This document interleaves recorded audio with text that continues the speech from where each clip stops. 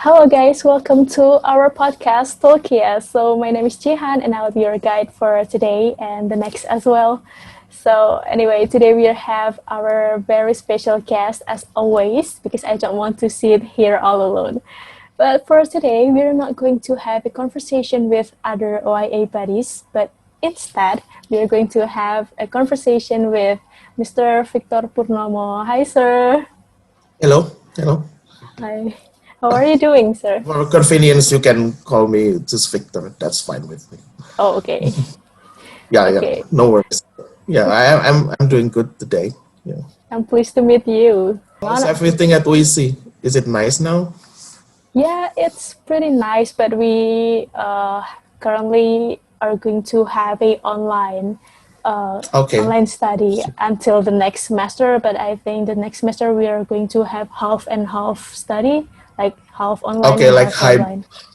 Yeah, in Sweden they call it hybrid program or something. Like half is online and half is offline, basically. Yeah. Oh, so it's applied in every country, I think. Yeah. I mean, we're eager to go back to the normal situation, but apparently we can't do it really soon, I guess. Yeah.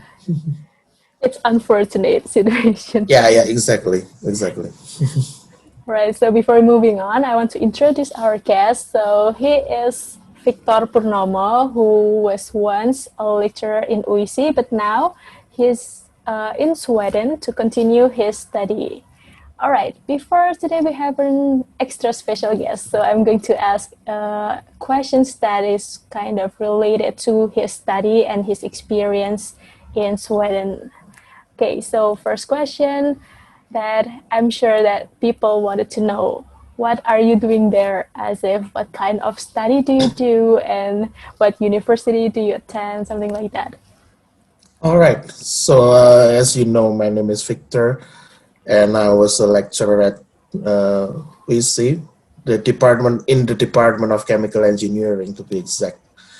And then right now I'm a PhD student, and it's been almost 2 years, 20 months to be, no, 22 months to be exact. So almost 2 years basically. And I'm taking my PhD at Chalmers University of Technology. Maybe for you who live in Indonesia, it's kind of like the ITS of Indonesia, something like the second best institute of technology in Sweden. And I'm taking apparently not chemical engineering, but I'm taking energy and environment.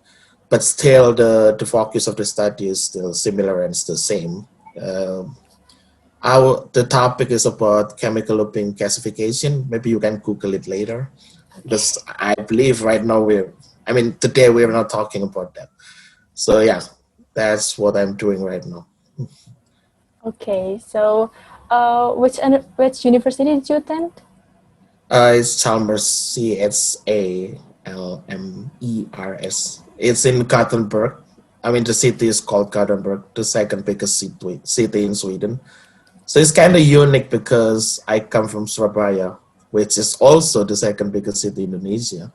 But of course, the situation is really, really different. Like in Surabaya, I believe we have 2.8 million people. And surprisingly, Gothenburg also has similar area, basically. I mean, in terms of area that Gothenburg covers, is more or less similar with the size of Surabaya, but most of it is natural park. So forest or lake. So the population apparently is very much different. While I said Surabaya has 2.8 million people, here they only have 600,000, and maybe with the metropolitan area it's only 1 million or so. So it's second biggest city, but some people make a joke that no, it's actually just the largest village in Sweden. So they say the only city is Stockholm, which is apparently the capital of Sweden. Maybe it's 2.5 or 3 million people or so. But yeah, that's it. The situation with a country that is really already near to the North Pole. Not so many people here, and the country itself only has around 10 million people. Like it's less than the population of Jakarta, I believe. Wow. And around 3 million is in Stockholm, 1 million is Gothenburg and around, so the other 6 million is just scattered around very many big, small cities and towns. And the size of Sweden itself is maybe like Sumatra, so it's quite big, but only with 10 million people. So you can imagine there's a lot of nature sites and forests, or maybe animals. Yeah, we will talk about that. Oh yeah, that's very unique because I actually stalk your Instagram and I saw Okay. so many beautiful views there. Like I'm jealous. Really Yeah, jealous. they surprisingly are. Yeah. Oh, by the way, how did you go to college usually? Are you by walk or by bus? Yeah, so I right now I live quite near to the university. It's like you just need 15 minutes walk. So basically I walk, yeah, more or less. But you know, sometimes we're a bit late. But there is also interesting facility that you can use when sometimes I'm a bit late. Yeah, you know, this and that happen. We are all students after all. So there is an electric scooter as well. I mean, there is bus, but uh, surprisingly, even though it is close distance, the bus can't go directly. So if I were to use bus, I should change once from one bus to another bus. And so I prefer this electric scooter while I'm running out of time.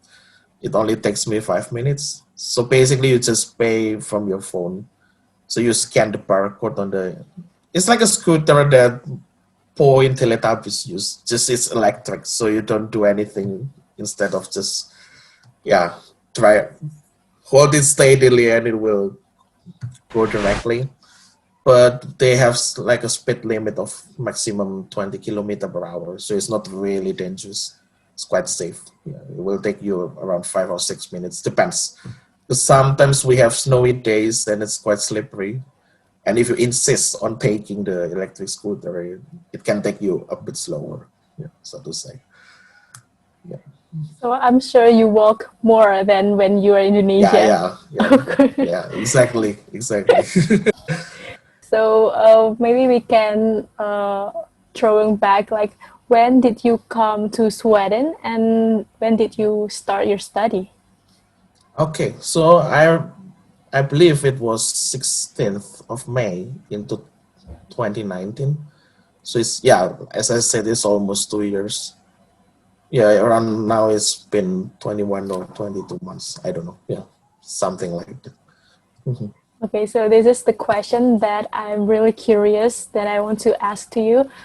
When did Mhm. you decided to study abroad and why? Why were you have why were you decided to continue your study while you were in the middle of your career in UISI Yeah, yeah, especially? yeah. Yeah, that's really good question. So it wasn't really, it wasn't an easy journey actually. I mean, I've been planning to continue to my PhD study for a while. I mean, I graduated from my master's education in 2015, but then back then I really wanted to continue my study directly to PhD, but I didn't get any scholarships. That's why I uh, what to say, I put that plan up. Sorry, I put off that plan. So to say, I delayed that plan. And then so I mean, it's been 5 years or so, or six now. It's now 2021. Yeah, so almost 6 years. I've been planning to do that, but then I got really serious in searching for the information and also apply to this and that university. I thought it was April 2018, so to say. So the process itself took me almost 10 months. because I got accepted in the February of 2019. It was actually Chinese New Year as well at the time. So like Chinese New Year 2 years ago. Yeah, that is when I got accepted. But then the process itself took me around 10 months. Like I've been rejected multiple times. If I remember, it was 47 or 48 times before I got accepted to Chalmers. Oh, that's a long journey actually. Yeah, it was. And wait, how many years do you plan your study are going to be finished? Yeah, it's quite some time. It's gonna be. I mean, it's expected to be completed in 2024. Quite long. So it's yeah. The program itself is expected to last for 5 years. But I need to explain a bit about this. So basically, the PhD study in Sweden. I mean, they can vary between universities, but usually it takes you 4 years to finish. I mean, the study itself. But apparently, what makes it unique is that we're working here. I mean, we're considered studying and working at the same time. So we are also expected to do some departmental work. In, I mean, it's not only like attending classes and doing research. We are also expected to be a teaching assistant, for example. And there's also another departmental work where right now I'm also supervising some bachelor students in their thesis, basically. So like, yeah, you're a student, but you're also a worker, sometimes also a teacher as a part of your work. So it's a bit different with the PhD that I used to wonder and know.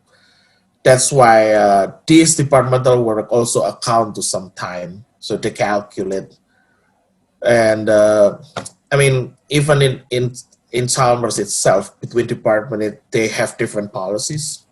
But then, so some departments say, okay, let's put you for 4 years, and then we'll count later how many, I mean, how much time you spend on the departmental work, such as teaching, as I told you, and maybe you will spend a total of 4.5 years, something like that. But in my thesis, I mean, in my program, they say directly, okay, it should be 5 years. So your departmental work should be equal to 1 year, more or less.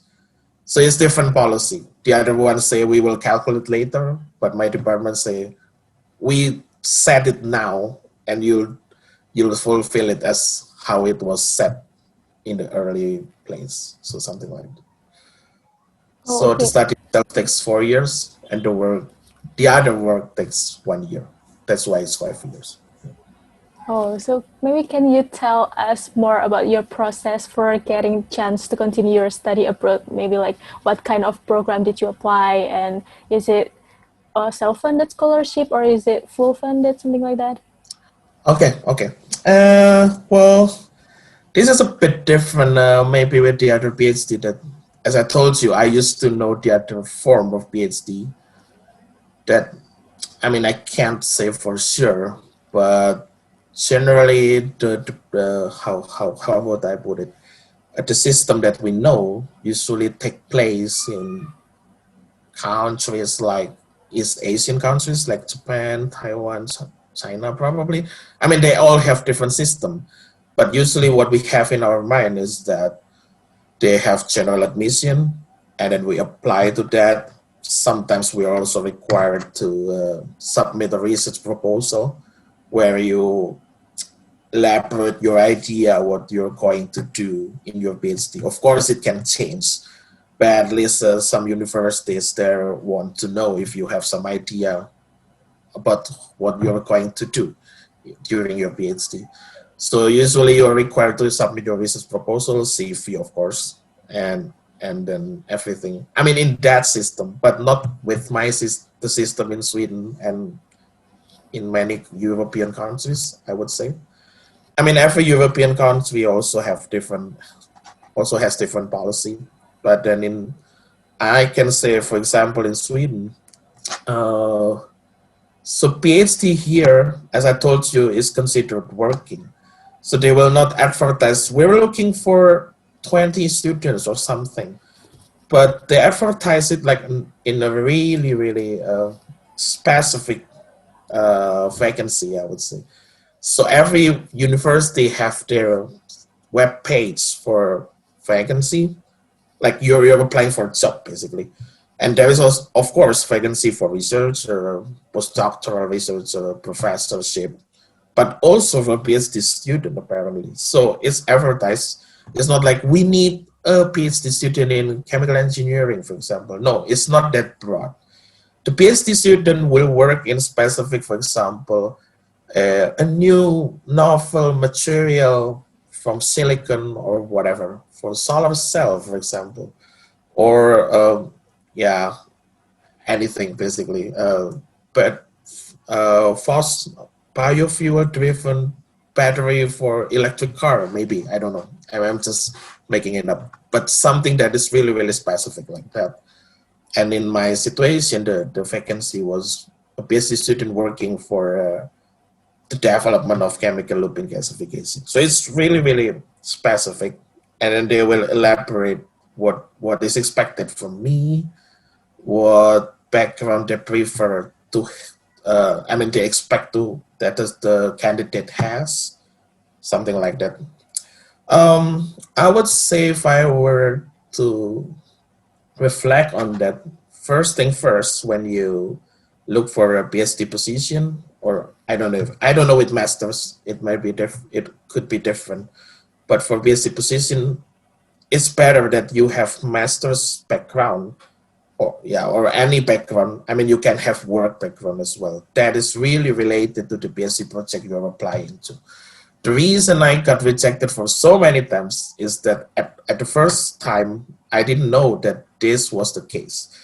So my background in my master was about something torrefaction or pyrolysis. I wouldn't explain that here. You can Google it later. But I can say it's like a way to produce bioenergy, so to say. So more like sustainable or renewable energy. And then I did try my luck to apply to another field that is not really related to this energy. And it was really hard because I didn't have any qualifications apart from my master studies. I mean, except maybe I was a professional in other things, maybe I could do that. But then once I applied to this gasification that is really related to pyrolysis, actually, they start to get interested in me. This is kind of good candidate because I have a suitable master's background. Suitable background that I can use in my PhD study. So that's one key. I think that's why when maybe for you bachelor students in UISI, when you want to continue to masters first, think about your master properly if you really want to continue to be your PhD, so that you wouldn't, regret it later, so to say. So it was a long process because I didn't know, but then I learned from my friend who got admitted earlier. I have some friends that helped me during the process, like giving advice and recommendations. And then they said, no, you should apply to the one that is really close to you. And one thing also, I was, I don't know, maybe this was a culture that we have in Java Island, so to say, that don't boast, be humble. So don't say what you can do. But apparently that's not what they need. They need me to say it loud, what I have experienced, what I've learned, and what I'm capable to, and what my dream is. So like, if you can't convince them, they wouldn't be interested in you. So at first, I only wrote some letters that is really simple. But then, such kind of letter, all people can write it. So basically, if you don't write something unique, they wouldn't be interested in you that much. So then my best friend gave me a really good advice. You should write what is unique about you, like what other people can't have. Okay, then it needs some time to think it through. And then I wrote it. Okay, I can do this. I have this special experience where I'm working because in my master I was working also in research institute, not only in the university. So I said, okay, I work in a past research institute. It was in Taiwan at that time, something like that. And then from there, I mean, I just realized that maybe in August or September. So after that, some universities starts to get more interested to me. I mean, while before that, there was no like no interest at all. They were like, this application is ordinary. So it's really good. Like, I'm not saying that you should be arrogant or snob, be a snob, but then you should know what qualifications you have, and you should be proud of it, and don't hesitate to say it out loud. Oh, I can do this. I can be a good asset for the study, and I can also arrange my own study. Yeah, that's what I would say. Well, that's a nice tips that I can highlight from your saying that first is if you want to take PhD, prepare your master carefully because that is going to relate to your PhD later, right? And the Yeah, second yeah, is show your potential and show your ability because that's what people want to know. If you keep it inside, people won't know your ability, right? There. yeah. That's the most important thing, I believe. Yeah.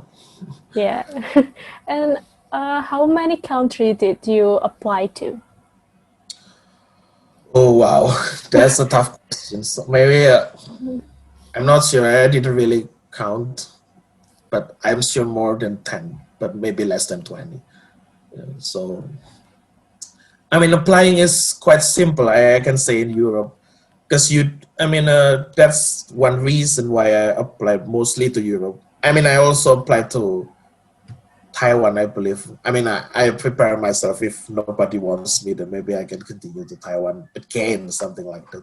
No, I'm not saying Taiwan is bad. It's just I have my backup plan because I know how the education in Taiwan looks like already.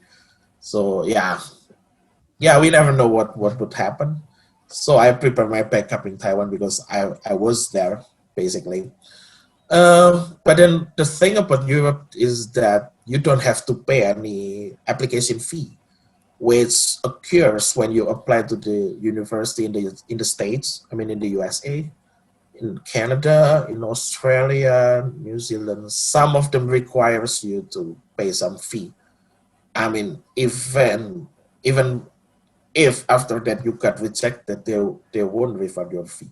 So that's one thing that is not so nice for me because yeah, I don't want it. I mean, it is very risky for me. So that's why I applied to Europe, and everything was online even before pandemic. Like you just submit your document online. Like for example, what I know is that um, sometimes if you want to send your documents to some East Asian countries, sometimes you really need to send it by post. That's what I believe. Sometimes. I mean, I'm saying this as general knowledge. Everything is not for exact, but sometimes it's like that. But in Europe, you just upload it. Like, just have your. Yeah, this is also important. You should have your document ready, basically. So don't apply and then, oh, I don't have this document. No, have everything ready, like the translation of the diploma or transcript. If possible, maybe you should have some legitimate. I mean, have the document legalized in Indonesia, and also like CV. I mean, you should have your own template. Don't copy the other template. Yeah, maybe I can say this. So, uh, in 2020, I was the regional coordinator of Indonesian Student Association in Gothenburg, PPI Gothenburg, so to say. I mean, I was the leader, and then I got a lot of requests in social media, such as, can you show us your cover or motivation letter, and then so that I can see how it looks like. But then we were thinking, no, it should be your motivation letter. Why would you copy from another person, right? So never try the shortcut way. You should write in your own way, because let's say, let's imagine a professor or an employer for your PhD. they look upon hundreds of applications, and if they all sound the same, they will just throw it away. It's like, it's the same thing. It's the same thing, nothing unique with this. So basically, if you copy someone else and you think you will succeed, no, it's really wrong. You will get rejected completely because it's like, I saw this before. This is the same thing, boring, something like that. So yeah, I got a lot of requests like, I know in Indonesia there's nothing for sure. We need some guidance. We need some template, but that's not how it works here. Like you should love yourself. I can say you should be unique. You should believe that you can do that basically.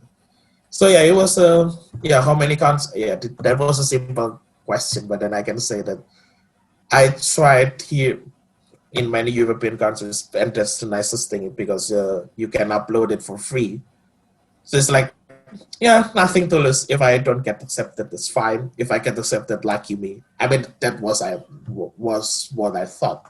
But then yeah, I later on the process, I realized, yeah, I really need to do something special, not only just doing it all over again and again. So you can have your own sentence whenever you have your cover letter, but then you should be careful because when you apply to another university, of course, you don't want to have like you forgot to change the name of the university. And then as I told you, the field is quite specific. So you can't say only that, oh, I did my experience this, and then you say, now I want to apply to this application or this vacancy. It You should say another reason, right? Because it's another vacancy, they have another discipline. So yeah, you can have your own template, but you need to always make almost a new cover letter every day, every time you apply to another position. So it's, yeah, you should realize, you should try to understand what position it is. It's not just like changing the title of the vacancy and that's it, you send. No, it's not like WhatsApp spam or something.